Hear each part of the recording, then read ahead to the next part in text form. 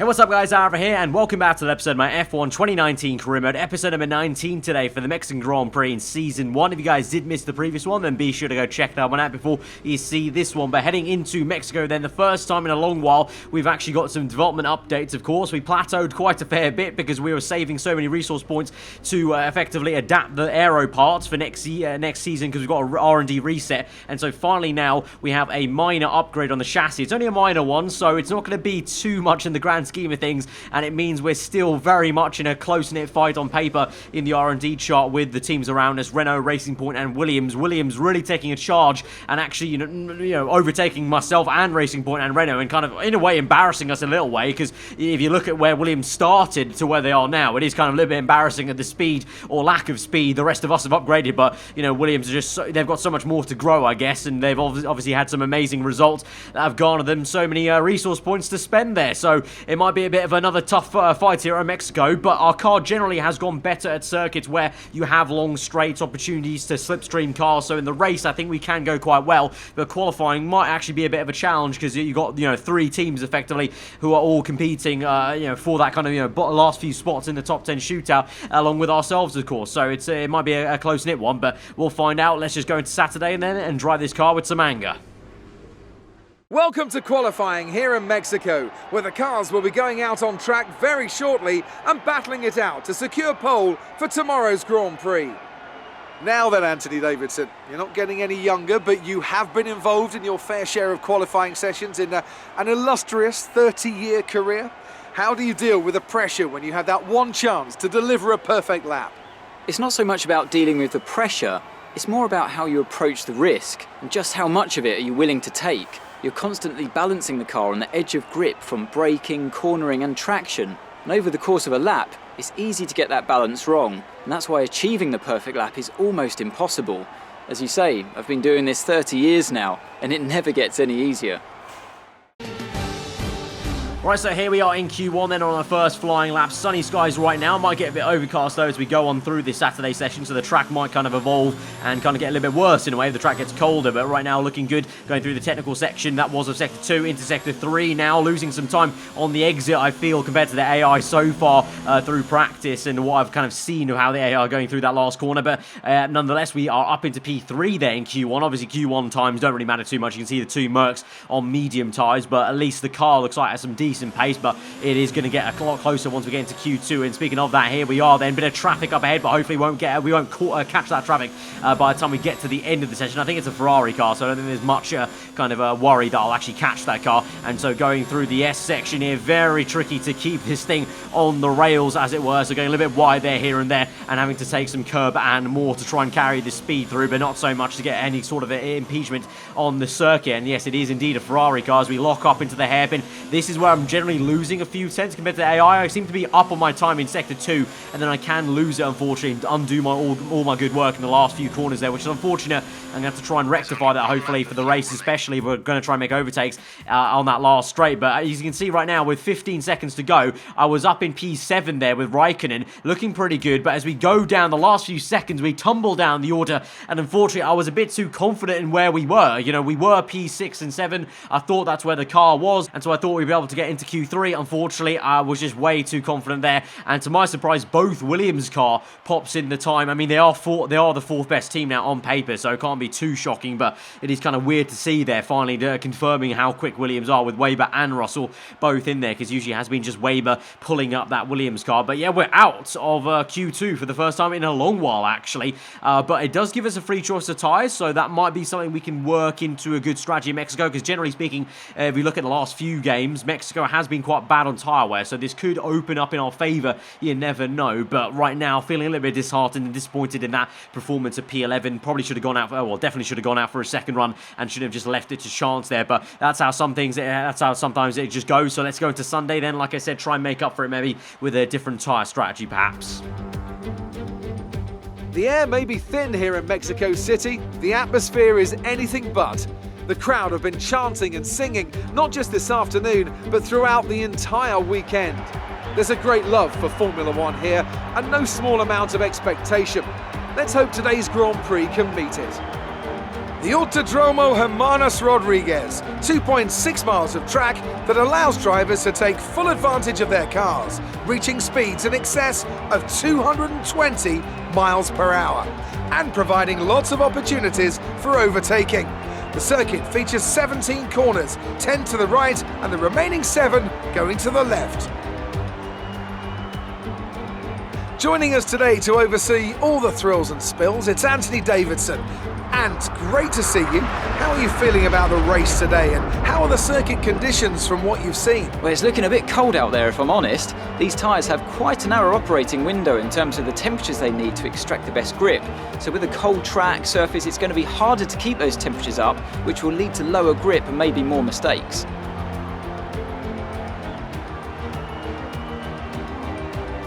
It's time to see how our drivers are stacking up after yesterday's exciting qualifying session. An immense lap from Lewis Hamilton yesterday puts him on pole position, with Sebastian Vettel starting alongside. As we continue through the rest of the grid today, we have Bottas, Leclerc, Pierre Gasly and Verstappen, Perez, Raikkonen, Russell and the engineer, Ricciardo, Sainz, Devon Butler and Norris, Hülkenberg, Grosjean, Alexander Albon and Lucas Faber. Stroll, they'll be starting further back after an earlier grid penalty. And Kevin Magnussen fills the last spot on the grid. And with lights out just moments away, it's time to go down to the track. Right, so moving on to the grid then, and from P11 we do have that free choice of tyres. The strategy on default is going to be a 2-stop, so the tyre wear is still around here at Mexico. Not quite a 1-stop here, even on the F1 2019 game. It's going to be the soft tyre to 2 sets of mediums. We're going to switch that round though, because we haven't really done this so far. I think we tried it maybe at Bahrain, and that was the last time we actually did it, where we swapped round the tyres and ended up on the fastest tyre right at the end of the race. Low fuel, fastest tyre. I think it's going to feel really good. So we're going to swap this round and start on a set of medium tyres, go to another set of mediums in the middle stint, and then finish off on the soft. So hopefully at the very start in this first stint, once everyone around me, especially the guys in front of me on the top 10 that have to start on the soft tyres, once their tyre wear starts to kick in, my tyres will come good. I'll be the fastest guy kind of in the race at that point really, and then towards the end of the Grand Prix, again, I should be one of the fastest guys on track with the softest compound available on my car. So that's the hope. Obviously, we'll have to see in theory how it works. It looks like the tyre wear is so equalised that the stints are quite equal actually. You're talking like 12 laps and 10 laps just about there. So we're just gonna have to see if that change is gonna pay off anything at all in the race today. But here we go then to the race. The 5 red lights of the Mexican Grand Prix. The lights are out and we're underway. It's a slow start for us. So of course, remember, we are on a slower compound now compared to the others around us. Ricciardo though, he's on the same tyre as us and he's had a better start there. So a bit of a wheel spin then for me as we go down towards turn 1. It's a long run, a lot of slipstream able to work out there. It's 4 wide there between Raikkonen and the 2 Red Bulls and Sergio Perez in the Renault there. Raikkonen's got in the middle of both Red Bull cars and is trying to jostle for P5 there. So a brilliant start there from my teammate. We get down the inside of George Russell. He got very awkwardly into turn 1 and 2 and so compromise his line. So we're on the outside now trying to get this P9, going to squeeze him through. But oh no, oh my god, Russell's gone for the dive bomb and 3 of us there and he's tried to make it work. He's got myself a Verstappen. He's trying to go around the outside of Sergio Perez. We're going to try and do the same to Max Verstappen, but Verstappen gets the elbows out there in the first part of that double left-hander in the first stadium section here, and so we're down to P10. But George Russell, wow, what a move that was there. I thought I was going to overtake him. He re-overtakes me and then goes for a 2-man dive bomb down the inside. I think he's made it work perhaps. Yeah, he's ahead of Sergio Perez. There he is. So he's made a three-man overtake work in essentially 1 and a bit corners there. So absolutely amazing stuff. And so the Williams car goes from strength to strength. Lucas Weber unfortunately did get hit with a grid penalty, so he's back behind us unfortunately. So Russell's the one flying the flag for Williams, but doing a fantastic job. Meanwhile, also Raikkonen, the top Alfa Romeo Racing man at the moment. I think he's, I believe, looking at the minimap, I think he did get into P5 there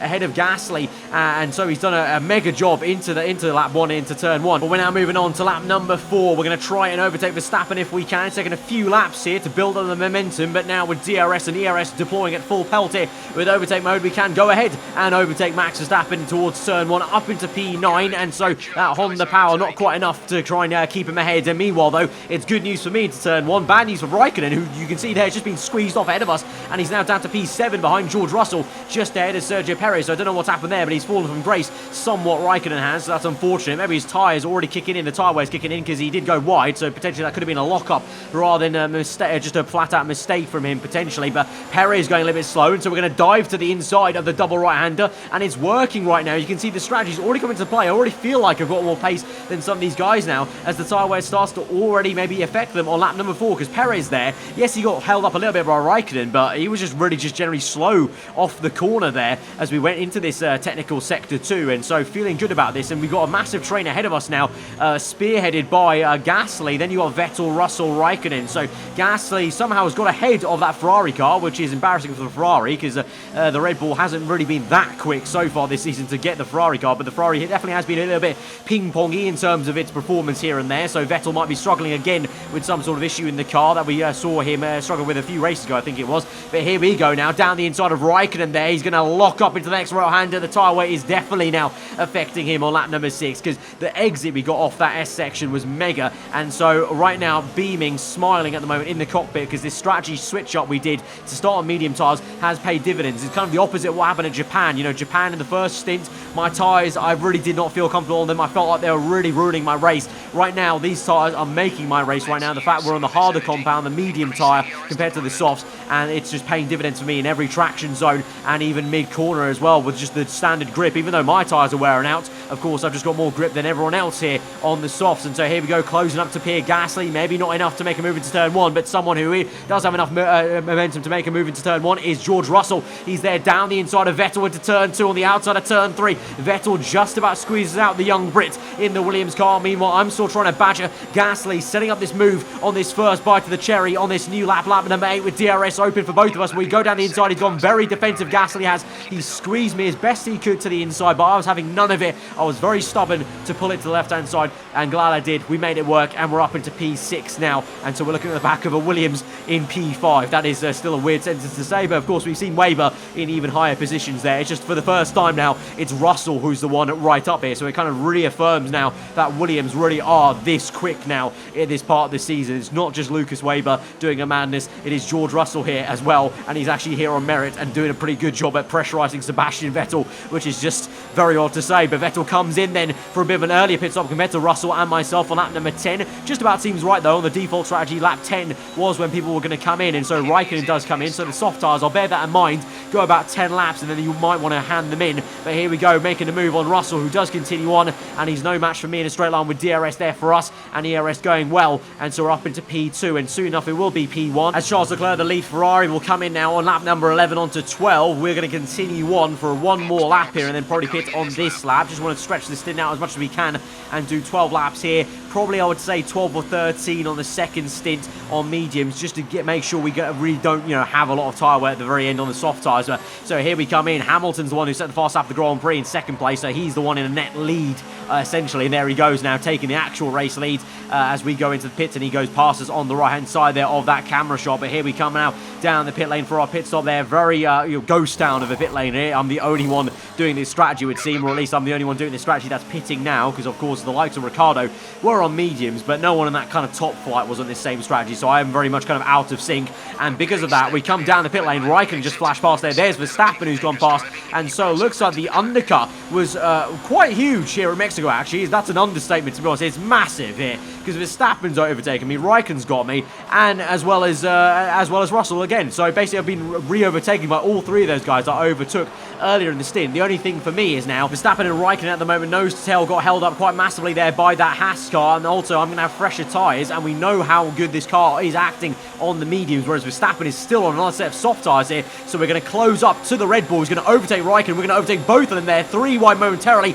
and we have a double pass there in a straight line up into P7. It had to be done. We hit the apex very aggressively and go very deep there, and so we have to go a little bit defensive into turn 2 and turn 3 to make sure we stay ahead of Verstappen there, but needs must, I had to make that overtake count and make it pounce into turn 1, and we got it done. P7, Grosjean now up next. He'll be slow because he's also out of sync in his Grand Prix. He's on medium tyres as well, and it's still going on, but you can see, I guess I didn't notice it maybe, but my pace must have really dropped off at the end of that stint, as is Grosjean's right now, and that's how everyone was able to re-overtake me essentially with that massive undercut there. A combination of obviously their tyres being fresh and new on the soft tyres, because Russell and Verstappen have both chosen to go onto a second set of soft tyres, so they're going very aggressive, and they're very confident on their tyre wear, it would seem then, at the end of the Grand Prix, whereas I'm definitely not, and I think we need 2 sets of mediums minimum, whereas these guys, I don't know, are trying 2 sets of softs and medium, which is very bold indeed. But anyway, we move on to lap 18. We do catch back up to Russell though, so at least that's the thing. We may have been overtaken, but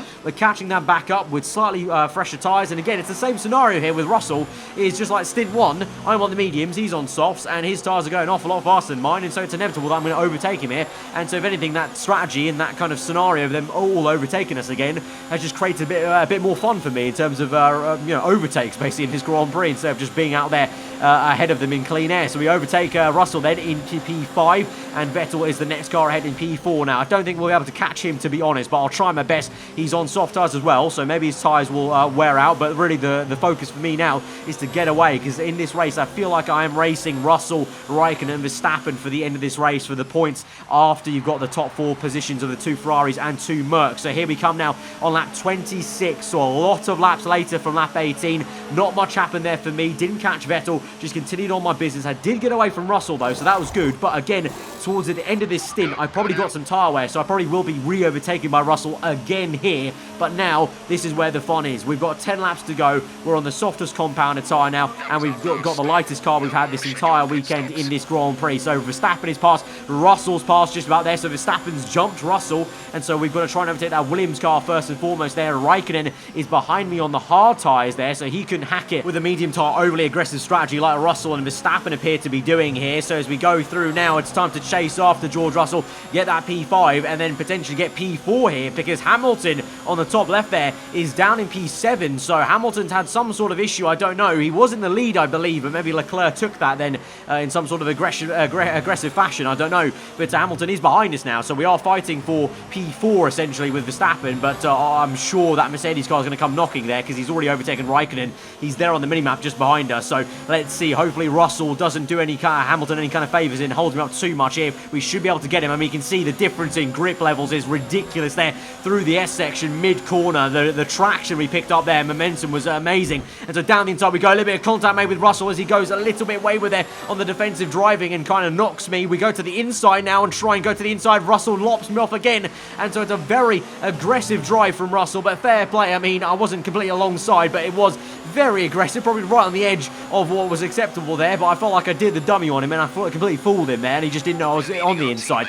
But as we move on to lap 27 then, it's just going to be a straight line overtake then, DRS open, overtake mode available to us, and we're up into P5 then as Hamilton sets the fast lap of the Grand Prix there, you saw though, so he probably will come knocking at the very end of this Grand Prix. So it's basically a case of I need to try and overtake Verstappen as quickly as I can, and then maybe pray that Verstappen and Hamilton can fight enough to maybe keep onto this P4, but it might be too much to ask. We'll have to see as we move on to lap 29 now. We've got 7 laps to go, and it might look like we're quite far from Verstappen there through that final corner. Horrendous traction, but the speed of this car compared to the Red Bull Honda is amazing with DRS open and overtake going there. Not even rich mix engaged there, just standard mixture. We pull to the left hand side there. Verstappen goes somewhat defensive, but we get it done into turn 1. Little lock up on the front right, does compromise our line slightly into turns 2 and 3, but we get the defensive working going, and we're going to be staying in P4. But for now, I say for now, because Hamilton has already overtaken Verstappen on lap 30 there, so it didn't take him long. And as we go through the last few corners, we're going to get a team radio with a message that I've never heard actually in an F1 game yet. The turbocharger is on its last legs.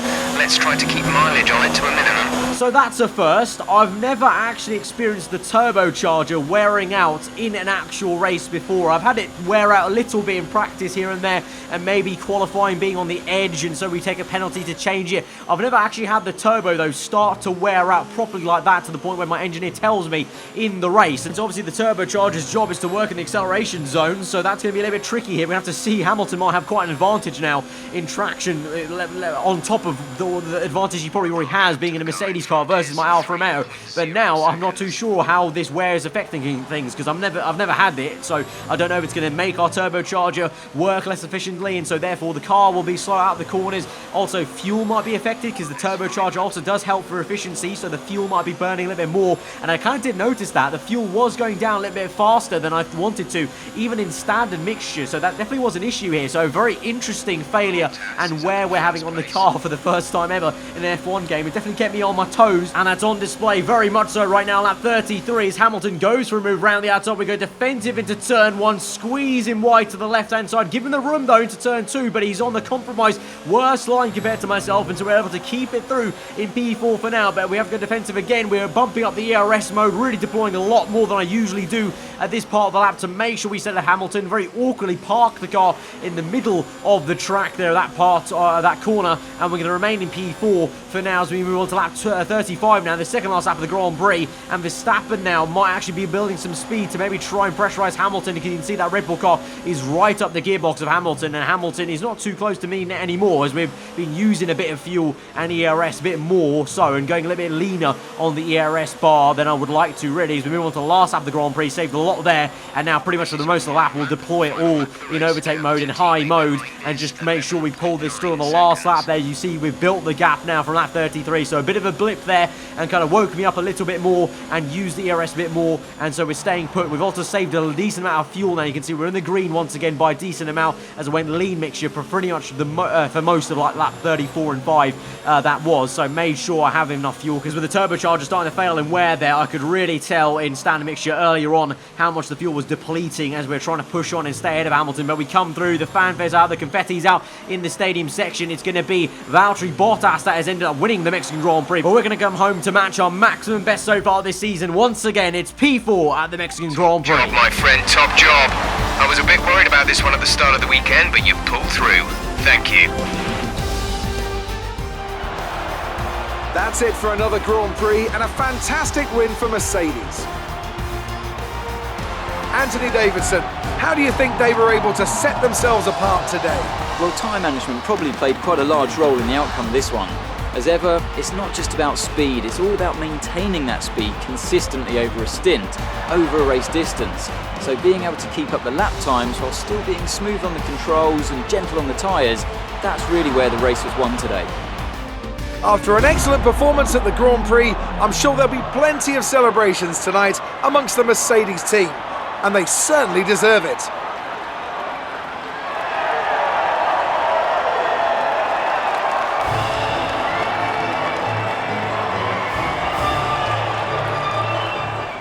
That was a good race for Lucas. Are you pleased to see him doing well? Yeah, of course I'm pleased for Weber, but I'm going to use this question to try and compliment my team, actually get some rep boost with Alfa Romeo Racing. With that bottom answer there, that's just as good as my team, really. You really cut your way through the field today.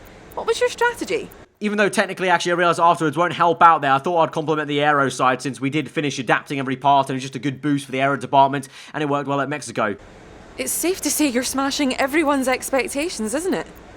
Well, I think people need to expect more with many P4s recently in the season gone by. Do you have any comments about the collisions? And for this final question, going to go with that standard no comment. There's no positive answer in this question, really, to be honest. Great. Well, that's everything. And so there we have it, another P4 to add to our collection. I say that in a kind of happy way, but it's also another P4. Like, it's still not a podium. Still, in this entire season, Raikkonen is the only one of the two of us that has got on the podium for the team. So that's a little bit frustrating that he's still got me beat out for the best position the team has got in a race. And I've got so many P4s now. We're so close to that elusive third place minimum there. But it's still a great result for us, of course. We now get ahead of Pierre Gasly in the Drivers' Championship there. So maybe piling some pressure onto the young Frenchman there in the Red Bull Racing car. But obviously for the constructors, for us, it doesn't change much. We just continue to bag some decent points and finish off the season strong. So, you know, yeah, despite all that talk about us being lower than Racing Point, Renault and Williams in the R&D chart, right now we've got so many points ahead of those guys. We are going to be pretty comfortable for the end of this season to remain ahead of them. It's really just making sure that we don't have horrendous race results at the end of the season, just to kind of finish it out nicely. And we get 500 extra resource points for completing contract objectives there of 2 clean races, although this race was a little bit here and there, so I don't know what the definition exactly is, but there you go. We get 500 extra points. That's going to help us out for sure, because we can go ahead and purchase some more upgrades. So thinking about the engine side of things, so we haven't done much on the engine. We've only done 2 upgrades, and on this year's game, for now, until a patch comes in, the engine definitely does mean a lot for the raw performance of the cars here on F1 2019. So I'm going to go for a major engine update that will help out quite a fair bit. We'll see us get ahead of Williams and try and match Racing Point, I think it is, on the pure engine side of things. And the chassis side as well, I think we'll go again. I thought about tyre wear, but even though tyre wear's not been the best thing for us, it's so late into the season, I don't see there being any point of us doing a tyre wear upgrade right now. I'd rather do pure performance, like actual, like, you know, lap time performance. So we're going to go for another weight reduction upgrade. There was a lot of redistribution upgrades, but I don't feel like our car needs any more in a way. I don't feel like the balance is kind of wacky and needs fixing. It's just really a case of I need a lighter car,